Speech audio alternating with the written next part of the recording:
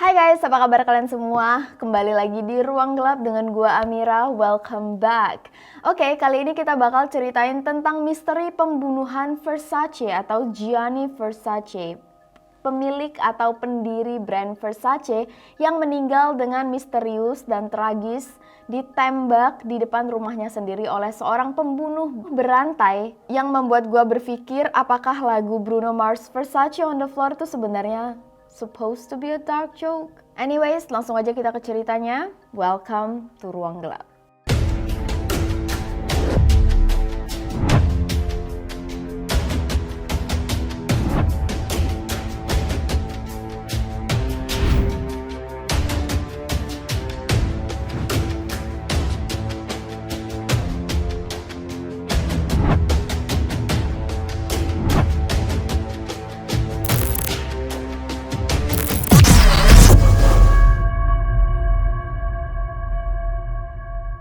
Oke, jadi pertama gue mau kenalin kalian dengan Gianni Versace, bapak atau pendiri dari Versace brand yang benar-benar sukses dan probably salah satu brand designer yang berhasil menjadi bisnis keluarga.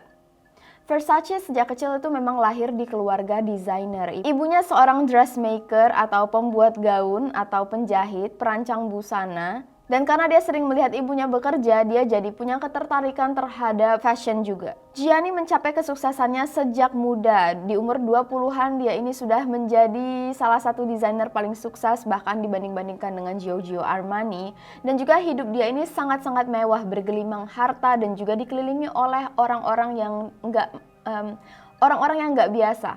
Selebriti, model terkenal, mulai dari Elton John, Madonna, Naomi Campbell, sampai Princess Diana merupakan salah satu klien paling setianya. Jadi ini bukan orang sembarangan. Nah, buat kalian yang belum tahu, Gianni Versace adalah salah satu kaum pelangi atau kaum penyuka sesama jenis atau kaum gay, whatever you wanna call it.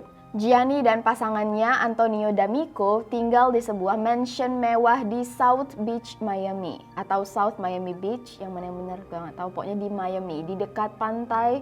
Pokoknya mansionnya sangat mewah. Nah, sekarang gue mau kenalin kalian dengan Andrew Cunanan, tokoh di antagonis di cerita kita kali ini.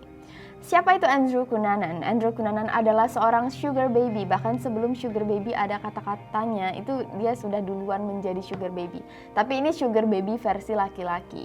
Kenapa dia bisa menjadi sugar baby? Itu karena sejak kecil dia ini merasa ditelantarkan oleh orang tuanya. Jadi ayahnya ini dulu pernah menggelapkan uang perusahaan dan melarikan diri, meninggalkan dia dan keluarganya sendirian.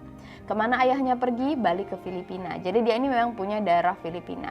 Oke, balik lagi ke Andrew Cunanan tadi ya. Dari sampai mana kita tadi? Ya, jadi Andrew ini memang dari kecil sudah memiliki trauma, tapi ternyata traumanya ini membuat dia somehow terinspirasi dari ayahnya untuk bisa sama juga. Seperti ayahnya yang gak bekerja tapi bisa menggelapkan uang dan hidup mewah, Andrew juga pengen bisa hidup mewah tanpa bekerja seperti ayahnya. Ini inspirasinya sangat-sangat salah lah ya. Jadi memang dia tuh sejak kecil sudah punya terdoktrin di pikirannya dia pengen jadi orang kaya tapi gak mau kerja, pemalas.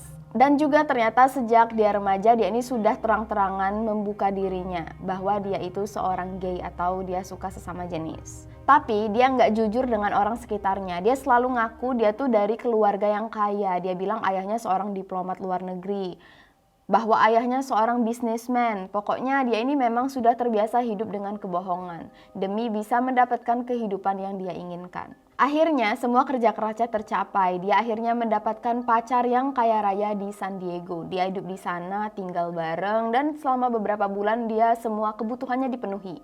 Tapi suatu hari dia pengen minta dibeliin Mercedes. Nah, oleh pasangannya ini enggak dibeliin. Dan di sini Andrew ngancem, kalau lu nggak mau beliin gua Mercedes, gua bakal pergi dari rumah ini, kita bakal putus. Nah, bukannya malah takut, pasangannya malah bilang, ya udah kalau lu mau putus, putus aja, pergi aja. Jadi Andrew karena dia punya harga diri, pergilah dia dari rumah itu dan dia pindah ke Minnesota. Iya bener, ke Minneapolis di Minnesota. Andrew pergi ke Minneapolis untuk menemui sahabatnya, Jeff Trail. Nah, Jeff Trail ini memang dari dulu tuh sahabatan banget, pokoknya CS banget sama si Andrew. Di sini Andrew curhat gara-gara dia putus dari pacarnya, dia jadi nggak punya pemasukan lagi. Jadi Andrew berusaha untuk menggebet mantan pacarnya yang bernama David Madsen, seorang arsitek terkenal. Nah, nggak tahu kenapa beberapa saat setelah dia tinggal di Minneapolis, dia ketemuan sama David, ketemuan sama Jeff, dia ini punya rasa cemburu. Nah, selama Andrew tinggal di Minneapolis, dia ini selalu pergi ke Jeff atau pergi ke David. Dan gak tahu kenapa suatu hari dia merasa cemburu. Dia cemburu jangan-jangan Jeff dan David itu ada main belakang. Padahal sebenarnya nggak ada apa-apa karena Jeff sendiri ini bukan penyuka sesama jenis. Tapi ya mungkin karena Andrew ini memang ada gangguan jiwa atau gimana, Andrew nekat membunuh David. David ini dia tenggelamin di sungai, lalu dia tinggal di rumah David. Dia telepon Jeff, dia suruh Jeff untuk datang ke rumah David sekarang juga. Nah, datanglah si Jeff ke rumah David.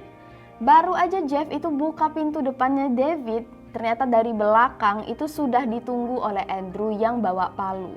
Dari belakang dia hantam kepala Jeff sampai Jeff meninggal dunia dengan sangat-sangat tragis dan brutal. Padahal Jeff ini sahabat baiknya dari dulu banget. Bahkan Jeff dari dulu itu selalu bantuin Andrew kalau misalnya Andrew ada masalah. Tapi Andrew tega membunuh Jeff. Nah, setelah dia membunuh Jeff, dia tinggalin aja mayat Jeff di situ. Dia lari dengan mobil David yang dia curi.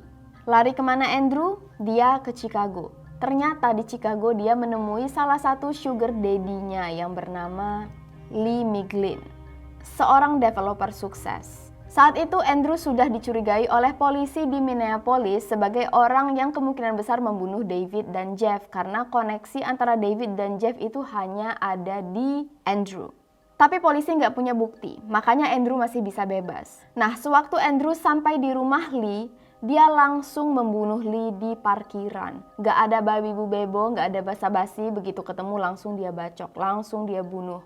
Lalu apa yang dilakukan oleh Andrew? Dia masuk ke dalam rumah, dia buka kulkas, dia makan es krim, makan siang, naik ke atas kamar. Dan di sini dia cukuran, dia nyari barang-barang berharga, dia santai-santai sambil nonton TV, ngeliatin berita dia sendiri yang jadi buronan. Setelah Andrew sudah merasa kenyang, sudah merasa kembali ganteng, dan sudah merasa duit yang dia kumpulkan dari rumah itu cukup, dia langsung pergi lagi, melarikan diri. Kali ini pakai mobil Lexus milik Lee yang sangat mahal saat itu. Waktu Andrew melarikan diri, dia nyalain radio dan di radio dia dengar bahwa polisi membuntuti dia dengan sinyal yang ada di telepon di dalam mobil itu.